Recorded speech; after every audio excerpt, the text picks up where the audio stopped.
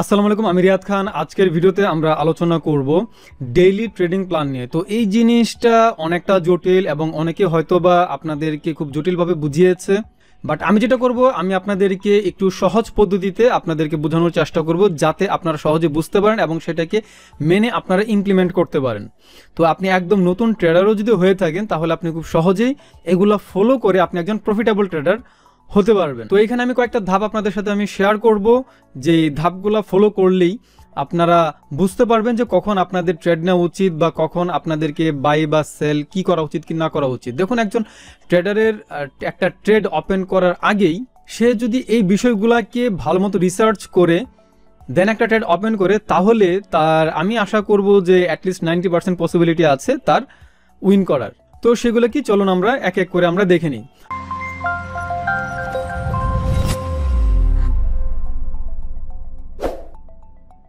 তো প্রথমত আপনাকে যেটা করতে হবে সেটা হচ্ছে রিস্ক অ্যান্ড মানি ম্যানেজমেন্ট করতে হবে।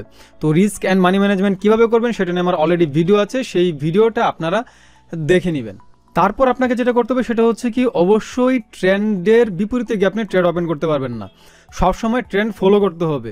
তো জিনিসটা কেমন আপনাদেরকে বোঝানোর স্বার্থে যদি বলি, তো এখানে আমার অনেক বেশি একটু হিবিজিবি করা আছে, আপনাদেরকে একটু সহজে বোঝানোর জন্য আমি যেমন এইখানে আছে, এখানে হচ্ছে কি, ধরেন এখানে আপনাকে দেখতে হবে যে এটা কোন ট্রেন্ডে আছে। যেমন এখানে আমরা দেখতে পাচ্ছি যে কি এইটা আছে বাই ট্রেন্ডে, এবং সেই ট্রেন্ড আপনাকে বিভিন্নভাবে ফলো করতে হবে। লাইক এখানে আপনি যদি ডে ট্রেডার হয়ে থাকেন, তো আমি নিজে একজন ডে ট্রেডার, তো একজন ডে ট্রেডার হিসেবে আপনাকে টাইম ফ্রেম একটু দেখে নিতে হবে। যেমন হচ্ছে এখানে ওয়ান ডে টাইম ফ্রেম আপনাকে দেখতে হবে।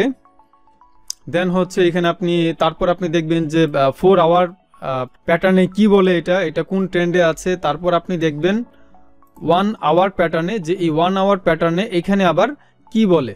ওকে, জাস্ট ট্রেন্ড দেখলে হবে না, তারপর আপনাকে কি করতে হবে, আপনি যে ট্রেড ওপেন করবেন তার জন্য আপনাকে stop loss and take profit আপনাকে সিলেক্ট করতে হবে। তো দেখেন এখানে আমি কিন্তু 1 আওয়ার ক্যান্ডেল আমাদেরকে দেখা যাচ্ছে এটা কি একটা ডাউন ট্রেন্ডের কিন্তু। তো ফর এক্সাম্পল আপনি যদি বাই দেন এখান থেকে, তাহলে আপনি স্টপ লস কোথায় দিবেন, স্বাভাবিকভাবে আপনি স্টপ লস দিবেন এইখানে, অ্যান্ড দেন আপনি টেক প্রফিট আপনি কোথায় দিবেন সেই জিনিসটাকে আপনার সিলেক্ট করে নিতে হবে। অবশ্যই প্রতিটা ট্রেডে আপনি stop loss and take profit select করে নেবেন। এখানে আপনার যদি স্টপ লস যদি আপনার টাচ করেও আপনার মানি ম্যানেজমেন্টের কারণে কি হবে, আপনার বেশি একটা লস হবে না, তো অল্প লস হবে, যেটা কিনা আপনি পরবর্তী ট্রেডে 1-2টা ট্রেড দিয়ে আপনি আবার সেটাকে কাভার করতে পারবেন। কিন্তু আপনি সেটা যদি ফলো না করেন, তাহলে আপনার একবারে সকল ব্যালেন্স চলে যাওয়ার কিন্তু পসিবিলিটি থাকবে। দেখা গেল যে আপনার ব্যালেন্সের 30% 40% আপনার চলে গেলো, তখন কিন্তু আপনার মাথা ঠিক থাকবে না, তখন আপনার কাটতেও মন চাইবে না, ধরতেও মন চাইবে না, তখন আপনার আস্তে আস্তে আবার ওভার লটের একটা বা ওভার ট্রেডিংয়ের একটা টেন্ডেন্সি তৈরি হয়ে যাবে, সেই ক্ষেত্রে আপনার সমস্যা তৈরি হবে। তো অবশ্যই stop loss and take profit select করে নেবেন।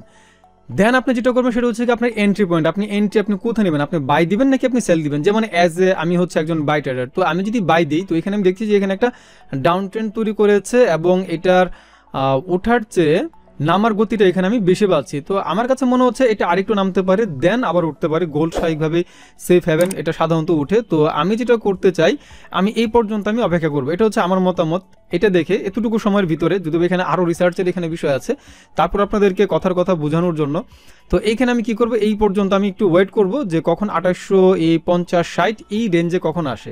তো এই রেঞ্জে যখন আসবে তখন আমি বাই দিব, এর আগে আমি বাই দিব না। তো আপনাকে রাইট পজিশনের জন্য আপনাকে অপেক্ষা করতে হবে, এর আগ পর্যন্ত আপনাকে ট্রেডই ওপেন করা যাবে না।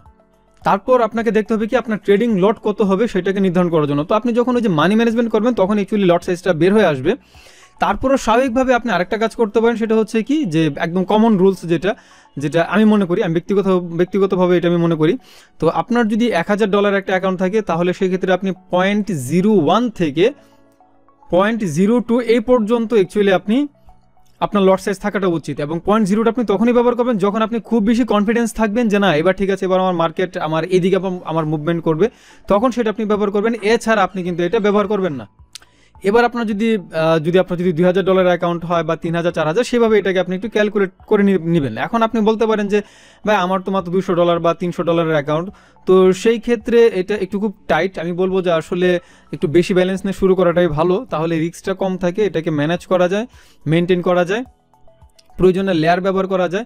কিন্তু আপনার যদি $100 যদি একটা অ্যাকাউন্ট থাকে, তার মানে আপনার এখানে সর্বোচ্চ কি পরিমাণে আপনার আর ব্যাকআপ থাকবে। তো এটা অনেকটা অ্যাকচুয়ালি আপনার এটা খুব রিস্কি হয়ে যায় এটা। বাট সেই ক্ষেত্রে আমি বলবো যে আপনারা স্যান্ট অ্যাকাউন্ট ব্যবহার করবেন, এক্সনেসের স্যান্ট অ্যাকাউন্ট ব্যবহার করবেন। তো এক্সনেসের স্যান্ট অ্যাকাউন্ট খোলার সময়, এক্সনেসে অ্যাকাউন্ট খোলার সময় আপনারা অবশ্যই আমার রেফারেল লিঙ্ক আপনারা ব্যবহার করবেন, তাহলে আপনারা একটু বাড়তি সুবিধা পাবেন। আর সেটা হচ্ছে আপনাদের অ্যাকাউন্টের যাবতীয় যত ধরনের সমস্যা আছে সেটা আমাকে জানালে আমি আপনাদেরকে ইনশাল্লাহ সাপোর্ট দিব। তাছাড়া যারা আমার রেফারেন্সে অ্যাকাউন্ট খুলে তাদের জন্য আমি আলাদা একটা স্পেশাল একটা কমিউনিটি তৈরি করছি, যেখানে আমার ডেইলি ট্রেডিং প্ল্যান বা ডেইলি নিউজ রিসার্চ বলেন বা ফান্ডামেন্টাল রিসার্চ বা টেকনিক্যাল রিসার্চ আমি করি, যে কিভাবে কি আমি পজিশন নেওয়ার আমি চিন্তা ভাবনা আমি করছি কি না করছি, তো সেই জিনিসগুলো লাইভে আমি আসি, লাইভে এসে আমি আপনাদের সবাইকে আমি দেখানোর আমি চেষ্টা করি। সো আমার রেফারেন্সে যদি অ্যাকাউন্ট যদি খুলে থাকেন তাহলে ইনশাল্লাহ আপনি আমার সেই সাপোর্টটা আপনি পাবেন। তারপর যে জিনিসটা সেটা হচ্ছে কি গাটস ফিলিং, যে একটা কথা বলে না যে আমার কাছে মনে হচ্ছে এটা হবে, আমার কাছে মনে হচ্ছে এটা হবে। তো আপনি সম্পূর্ণ রিসার্চ করার পর যদি আপনার মনের বিরুদ্ধে থাকে তাহলে আপনি ট্রেড ওপেন করবেন না। যদি সবকিছু রিসার্চ করার পর যদি আপনার মনের সাথে মিলে তাহলে একমাত্র আপনি ওই ট্রেডটা আপনি ওপেন করবেন, এছাড়া আপনি ট্রেড ওপেন করবেন না। দেন যে বিষয়টা আছে আমি আপনাদেরকে বলেছিলাম যে কি ট্রেন্ড লাইন মেনটেন করে ট্রেড করার জন্য। তো অনেক সময় ট্রেন্ড লাইন কি ব্রেক করে না, যেমন এখানে আমরা দেখতে পাচ্ছি যে কি এটা ছিল আপনার বাই ট্রেন্ড। ওকে, তো এই যে আপ ট্রেন্ড ছিল, আপ ট্রেন্ড থেকে কিন্তু নিচে কিন্তু এসেছে। তো এটার অর্থ কি দাঁড়াচ্ছে, এখানে আপনাকে candle stick pattern and chart pattern আপনাকে একটু অ্যানালাইসিস করে আপনাকে ট্রেড করতে হবে। তো এইখানে যখন আমরা দেখতে পাচ্ছি যে এইখানে আমাদের এখানে ট্রেন্ড লাইন এখানে আমাদের ব্রেক করেছে, তখন আমরা কি করতে পারি এখানে, এবং আমরা দেখতে পাচ্ছি যেখানে একটা ডোজি তৈরি করেছে, তো আমরা একটু ওয়েট করতে পারি যে কি নেক্সট ক্যান্ডেলটা কি হয়। তো নেক্সট ক্যান্ডেল কিন্তু এখানে আমরা দেখতে পাচ্ছি সেল ক্যান্ডেল। তো যখন সেল ক্যান্ডেলটা যখন হলো তখন আমরা মোটামুটি একটা ক্লিয়ার একটা ইন্ডিকেটর আমরা পেয়েছি যে না এবার মার্কেট আরেকটু নিচে যাবে, কারণ সে ট্রেন্ড লাইন ব্রেক করেছে। তো এই যে জিনিসগুলো আছে, চার্ট প্যাটার্নের যে বিষয়গুলো আছে, বা এখানে আমরা আরেকটা জিনিস আমরা যদি একটু খেয়াল করি, তো এটা হচ্ছে কি একটা এম শেপ কিন্তু এখানে কিন্তু তৈরি করেছে। তো এখানে একটা এম শেপ এখানে তৈরি করেছে। তো এরকমটা যখন করে তখন সাধারণত মার্কেট আরো নিচে নামে, এবং এখানে একটা ডেড ক্যাট বাউন্সিং বলে একটা বিষয় আছে চার্ট প্যাটার্নের, সেটা সাধারণত হয়ে থাকে। তো এখানে আমরা একটু এক্সপেক্ট করতে পারি যে আরেকটু উপরে উঠে দেন এটা আবার আরো নিচের দিকে নামতে পারে এটা। তো যাই হোক, এখানে অনেক ধরনের প্যাটার্ন আছে, লাইক আপনার হেড এন্ড শোল্ডার আছে বা ইনভার্স হেড এন্ড শোল্ডার আছে।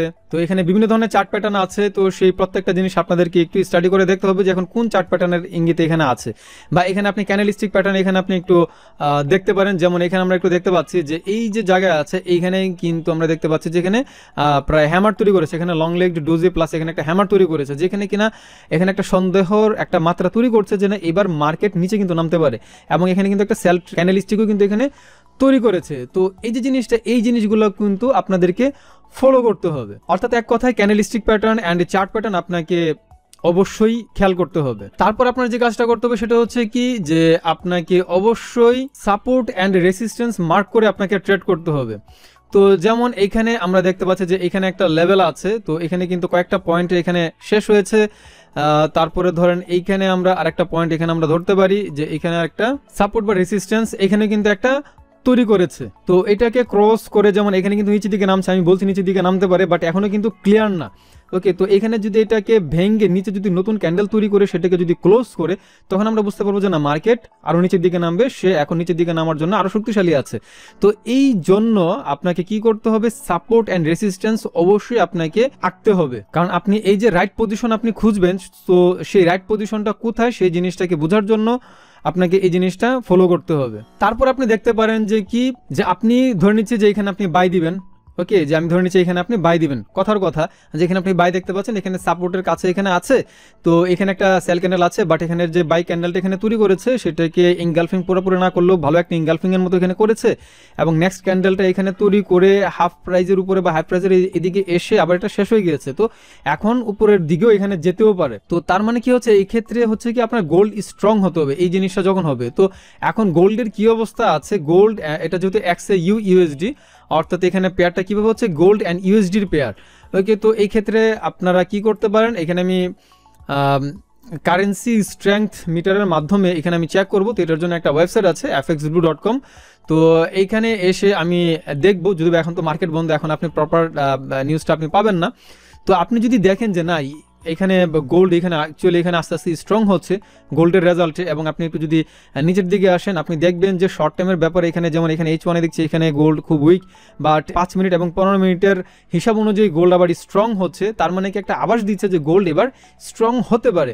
তারপর আপনি একটু ইউএসডির একটু প্যারামিটার একটু চেক করে দেখতে পারেন, যেমন এখানে ইউএসডি আছে, যে ইউএসডি এখানে কি হয়েছে, ইউএসডি কিন্তু আপনার ইউএসডি আবার এখানে 1 ঘন্টার প্যারামিটার এখানে ইউএসডি স্ট্রং উইক হয়েছে তুলনামূলক, আবার 5 মিনিট এবং 15 মিনিটের হিসাবে সে আবার একটি স্ট্রং হচ্ছে। তো এরকমটা যদি হয় তখন একটা মিশ্র প্রতিক্রিয়া থাকে, সেই ক্ষেত্রে আপনি ক্যান্ডেলস্টিক প্যাটার্ন বা চার্ট প্যাটার্ন সেই জিনিসগুলোকে আপনি একটু ফলো করতে পারেন, বা আমাদেরকে একটু অপেক্ষা করতে হবে আমাদের ট্রেন্ড লাইনের কোন দিকে যায় কি না যায় সেদিকে। বাট এখানে আপনি যদি দেখতেন যে না গোল্ড এই ক্ষেত্রে স্ট্রং আছে, ইউএসডি আপনার কি হচ্ছে দুর্বল হচ্ছে, এরকম আপনি যদি একটা আভাস পান তখনও আপনি কিন্তু একটা বাই পজিশন নেওয়ার জন্য আপনি রেডি হতে পারেন। অর্থাৎ আপনার স্ট্রং কারেন্সি এবং উইক কারেন্সির যে প্যারামিটার যেটা আছে সেটা আপনি একটু চেক করে নেবেন। তারপর আপনি কি করতে পারেন, তারপর আপনি যেটা করবেন সেটা হচ্ছে কি আপনি একটু নিউজ অ্যানালাইসিস করবেন। তো নিউজ অ্যানালাইসিস করার জন্য আপনি ফরেক্স ফ্যাক্টরিতে এখানে আপনি নিউজ অ্যানালাইসিস করতে পারেন।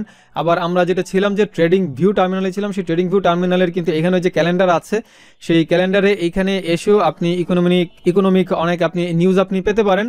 তো এখানে যেমন এখানে আজকে কি হচ্ছে, কবের কি নিউজ আছে, এখানে স্যাটারডে, আজকে হচ্ছে সানডে পর্যন্ত এখানে কি নিউজ আছে। নর্মালি আজকে মার্কেট বন্ধ, তো এটা হচ্ছে সৌদি আরবের নিউজ, এর জন্য এখানে কোনো এক্সট্রা নিউজ আমরা দেখতে পাচ্ছি না, মানে আমেরিকান বা ওইরকম ইংল্যান্ড জিবিপি তাদের কোনো নিউজ আমরা এখানে দেখতে পাচ্ছি না। তো আপনি একটু এই নিউজগুলোকে একটু দেখে নেবেন যে এই নিউজটা কি, কয়টার সময় নিউজ, কতটুকু ইম্প্যাক্ট, এই জিনিসগুলোকে একটু সেট করে নেবেন। যেমন এখানে আপনি যদি ক্লিক করেন যে অনলি হাই ইম্পর্টেন্স বা হাই ইম্প্যাক্ট তৈরি করতে পারে সেই নিউজগুলো দেখার জন্য, তাহলে এখানে আপনি এখানে একটু এটা সিলেক্ট করে নেবেন। তো এটা আনসিলেক্ট থাকলে এরকম ভাবে দেখাবে এই জিনিসটা।